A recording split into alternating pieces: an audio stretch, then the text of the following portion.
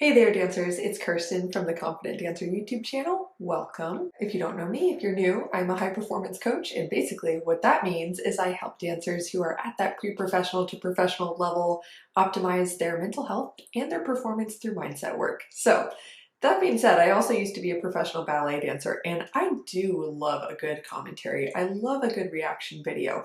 And also, when I was an aspiring dancer, I really wanted to know what was it like from the inside to be a professional ballet dancer. I wanted to know how rehearsals worked, how the life of a professional dancer is different than a student, all that kind of a thing. So I want to let you in a little bit. I mean, not for the record, it's not like I was with the Royal Ballet. Okay, I was with a small to mid-sized company. But I did, in my training, I trained at Houston Ballet Academy for 2 years, and I got to go into many company rehearsals with that company. And it was such a learning experience. I found that it was very different than my student experience rehearsing ballets. So all that being said, what I'm reacting to today is the World Ballet Day from 2021. Was that like 6 months ago? Yes, but it's never too late. I wanted to react to the rehearsal footage from the Royal Ballet while they are rehearsing Giselle. I've already seen the whole entire class from the Royal Ballet. It was beautiful. Of course, we would expect nothing less. But I thought it'd be interesting to react to at least a few minutes of this Giselle rehearsal footage because I could let you in a little bit on my commentary on what it's like to be on the inside of those rehearsals, and then also, I don't know, well, you'll see. You'll just see what comes out. So I hope you enjoy it. I'm looking forward to it. I have not seen this video, but I think some juicy tidbits will hopefully come out of it. So let's move on, shall we?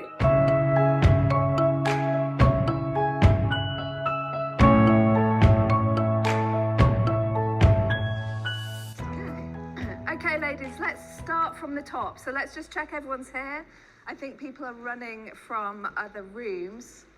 So let's just line up and just make sure we've got the right amount of numbers. Who's missing there? I do want to already say that one surprising difference between student rehearsals and professional rehearsals that I noticed, again, this is all in my experience and what I've noticed from even footage like this, is that the intention can be quite different. It's focused in professional companies on efficiency. It's like really you're down to business, you're getting the job done, there isn't as much time to rehearse. Also, there's much less of a focus on, of course, since they're not students and therefore they are not paying to be a part of an academy where there's kind of this understanding, of course, hopefully, where the rehearsal directors are not only trying to clean a piece and make the piece look good, they're also having that other intention of helping to develop the artist. Now, there's going to be a little bit of that in companies, but it's certainly not at the forefront unless perhaps you have more of a principal or soloist role. Then you're getting actual coaching. And coaching is a lot more of that refining process. It's helping the artist to grow within a role. And in general, rather than just the rehearsing cleaning process, is a lot more about making the piece look good and helping everyone do their job properly so that the piece looks good, if that makes sense. So there's a lot more of like a, okay, no fuss, we're not going to talk much, we're going to just get down to business and be very efficient. And also rehearsals are pretty much back to back. So they already are like, okay, let's hope that we have everyone else from the other rooms, because chances are, if they're anything like in America, you have like a 5-minute break between rehearsals blocks. So you're like moving from room to room very quickly and trying to get your life together. Anyway, let's move on. Okay, ladies, we will do our best. We haven't got proper marks in here. Yeah, so just roughly think of where center is. I think Andre's on center there. Yeah, and just have a go. Just trying to judge each other a little bit more. I'm wondering if they don't have clear marks in the room. That would be surprising to me if the Royal Ballet didn't have clear tape marks. That's also a really big thing in professional companies. I'd love to hear a comment below. If you've been in a situation like this, do you say things like quarter, eighth, or do you have colors like red, blue? I noticed only, I think at Houston Ballet, that they had colors. So there was like a blue mark and a red mark, and yellow I think was center. Everywhere else I've been, they say quarter, eighth, things like that. So, and it's usually pretty surprising when I think the companies don't have marks, because usually, hopefully, they're on the stage. Because again, it's all about like cleanliness, well, not just efficiency, but in these pieces, you're going to see that there's a huge emphasis on staying in line, things like that. Not just each dancer thinking of themselves and like, how do I be the best that I can be or do the best that I can? It's more of how can I help the collective to look better? At least That is what most corps de ballet members, how they think. At least that's what I've noticed. The ones that do their job really well. So Tim, we'll just go from the top of their first entrance, please. Thank you. I feel like that eyebrow raise was like, we know there are cameras here. So everybody, let's act like we really have it together and we're all gonna be nice. I would love to be in the room when there are no cameras, because y'all, tell me also in the comments if you've had this experience before.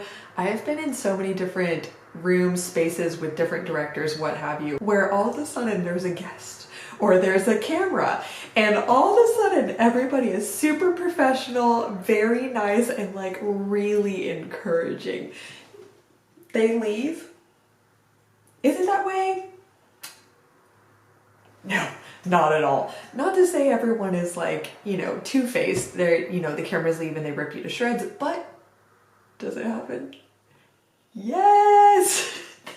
So just a question there. No, I don't know this woman. God bless. I'm sure she's wonderful. I've just seen that eyebrow raise before. Like, okay, everyone, let's be on our best behavior.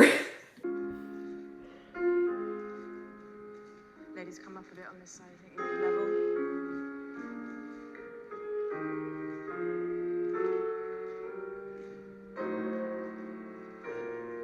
Nice tight fifth positions on this bourrée. Checking down and through that foot. And a walk, really over that leg. Love this and scene so go. much. Look how in line they are. Watch you don't break your necks, ladies. Long line from the bottom of your back. It's the precision. She's drawing you in. One thing I really have noticed about the difference between the way professionals dance and the way students dance is students can sometimes be a little more focused on the positions. How turned out is my foot? How high is my arabesque? A lot more on the more obviously presentational moments.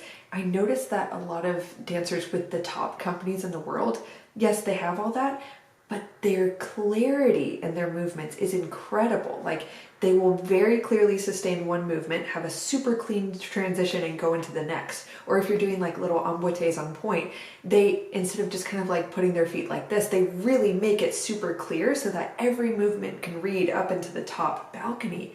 And I found that as a student, when I started taking class with that intention, my dancing got way better. Come in a bit further. Ooh, side. girl in the red is looking to the front. Hold. 2, 3. Wait for it, and 1, 2. Any Try woman in the even corps de when ballet checking is a across master of the sideways side as well. eye. I will say that. Checking up stage 3, 4, and breath. Watch that top arm. Nice curl with the arms. Lift of the chins. Very proud.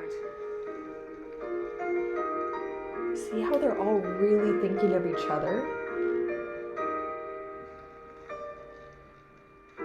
Keep the movement. Watching Millie. They're so focused on each other. I want to emphasize that. One thing that I've noticed and experienced as a student is, especially when I was younger, I was a lot more insecure. I was worried about how do I look and all these things, like I've said before. And really, as a professional, the expectations of you to uplift the quality or at least meet the standard of the group. Okay, yes, there's pressure and that comes with its own challenges, but in a way, I found that the professional mentality was actually kind of healing, because it's like, you know, this is not about me. This is not about just being flashy and proving me and making myself feel good about my own dancing. It's like, how am I being a good coworker? How am I helping the group? I really liked that mentality, and I even found that it helped me to take corrections less personally, because it's not necessarily about me personally, it's about how I can contribute better to the overall production and the overall company. So I really enjoyed that shift. I'm curious if any of you have experienced the same and enjoy that too. Hi dancers, I want to talk about how to really become the confident dancer you want to be, which is my signature one-on-one coaching program called the Confident Dancer Coaching Program. This is a 4-month experience where you and I get to work together individually to go deep into transforming your mindset, your emotional wellness, and your career strategy to really do that inner work so that you can experience the outward results in your career that you want. Because how many of us get to this point where we realize we can put all the work in, we can try so hard, we can do every workout, we can take every class, but if you feel like trash about yourself, if you don't have that confidence, if you don't have that mental toolbox available to perform under pressure, to go from overthinking and ruminating on a mistake to continue to perform your best. If you don't have that mindset as a performer, it's really hard to be the performer that you want to be and to feel as good as you can possibly feel in this journey that's supposed to feel joyful, right? It's supposed to be our passion. So what we do in this coaching program is we go deep into, like I said, transforming your mindset, your beliefs, all that mindset work that will help you to up-level your confidence so then you can practice different. You can take different actions. You can actually take all that technical work you've been doing and really become confident in it, because so much of it, it's not how much work you put in, it's also that mental component of how you see yourself, what you believe, what you think. That's what I specialize in helping dancers with, so that you can not only have a transformed mindset that helps you to feel your best and perform your best, but then put that into action in a way that helps you achieve your dreams and goals as a dancer. All the while you have support from someone who understands your world, no explanations necessary. So if that is something that you're looking for, if you're tired of struggling with self-doubt, insecurities, performance anxiety, all those mental struggles that are so common in the dance community, reach out. You don't have to settle for staying there forever. There is support that is specialized to help you get to the place you want to be. So if that's something you're interested in, I have 5 coaching spots open for new one-on-one clients every month. They fill up quickly, so be sure to check out the link below to my website, kirstenkemp.com. You can learn all about the program and apply for a free consultation where you and I will talk about your challenges, your goals, talk more about how the program works, and see if it's a great fit for you. So I can't wait to meet you, can't wait to support some of you, and enjoy. Let's get on with the rest of the video. Good. Over that supporting leg, ladies. Sure we can lift that back leg up.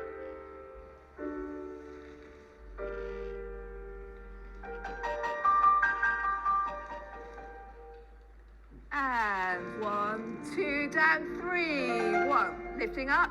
That French Oh, twist, and then that. girl, Make sure you get the right angle. best I've ladies. seen. And Those feet. checking up and down. I just need to give a shout out to the girl in purple with the green skirt. Again, I watched the entire class for the Royal Ballet broadcast, I should say. I just have to appreciate there is a woman, I think, in every company, maybe a guy too, who they just, they're marching to the beat of their own drum, and I kind of love them for it. Is it a little bit obnoxious sometimes? Yes. Does it keep things fresh and entertaining and remind us that we can exist in a company and have that little bit of anarchist inside of us? Also, yes, which I appreciate. Just like going all in with the polka dot skirt and the deep V plunge neck leotard, like I admire it. For World Ballet Day, girl, I love it. As much as we can. Try not to go through that 5th position, what we said yesterday. Down and up with the chin. Okay, girl in the blue in the back, I took class with her once. Okay, maybe this is creepy. Oh well, they're facts, all right? So when I was dancing at the University of Utah getting my degree in ballet, I think she was with the Berlin State Ballet School, and some of the dancers from that school came and did a residency in Salt Lake City with both the university and with Ballet West. Almost forgot the company that we were associated with. So I got to take class with her.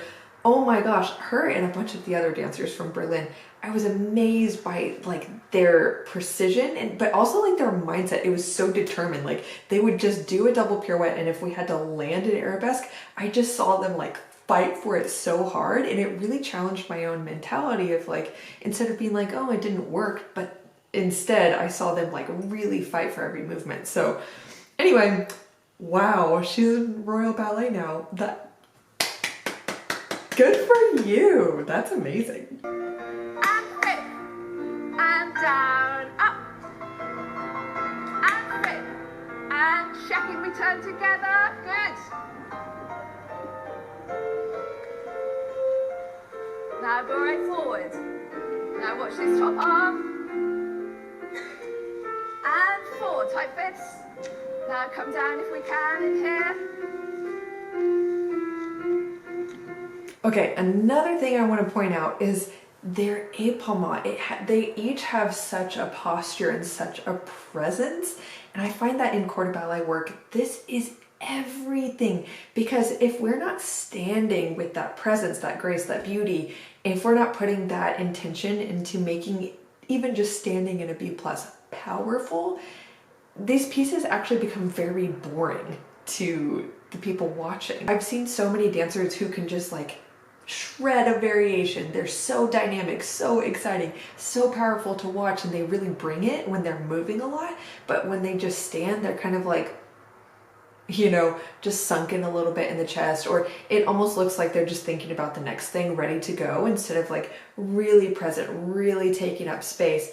That second example that I shared of being present and taking up space, if you watch closely, that's what each of these dancers are doing. I just love that, like really putting integrity into every single movement and making each powerful. It doesn't have to be big or traveling or a trick. It's a mentality that makes the Royal Ballet what it is, or the top companies what they are.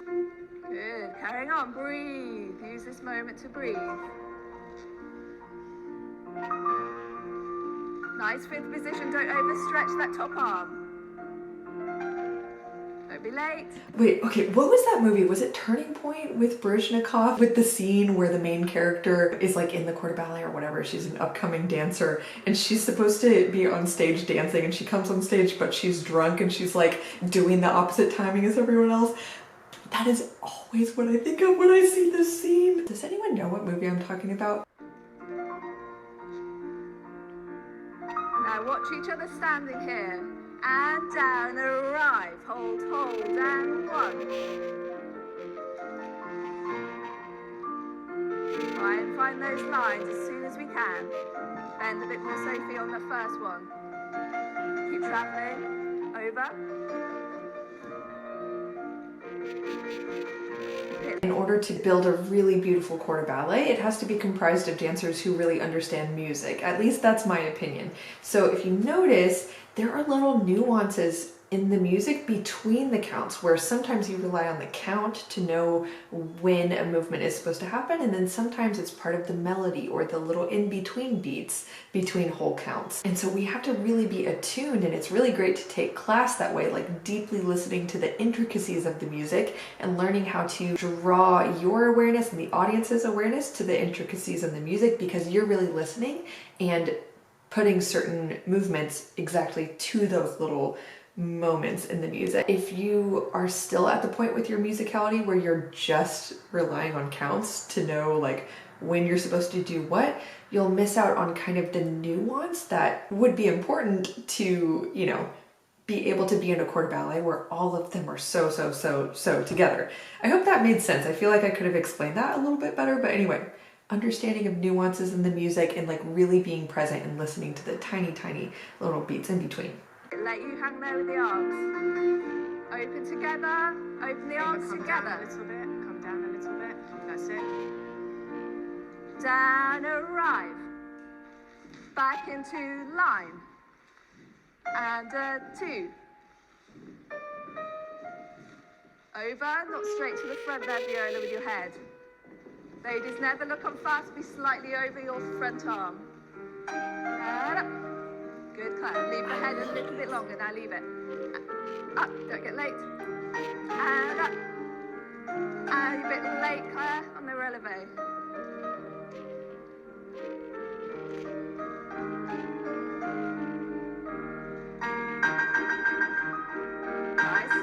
Watch the first position. Yes, better. Don't lift the first. You see how she holds things? She's so precise. And I also want to comment on how I think at best a lot of these rehearsal directors in professional companies, and this is not always the case, I know for a fact, I know.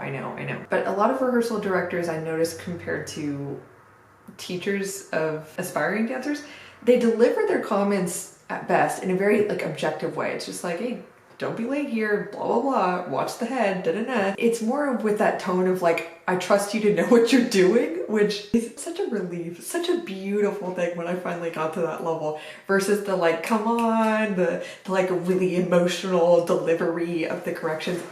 Does it happen in companies? Yes, absolutely. Just in my experience, not as much. Stay placed better. Yes, perfect French twist, girl. Good, Claire. Don't rush. And arm. Try and do a little bit.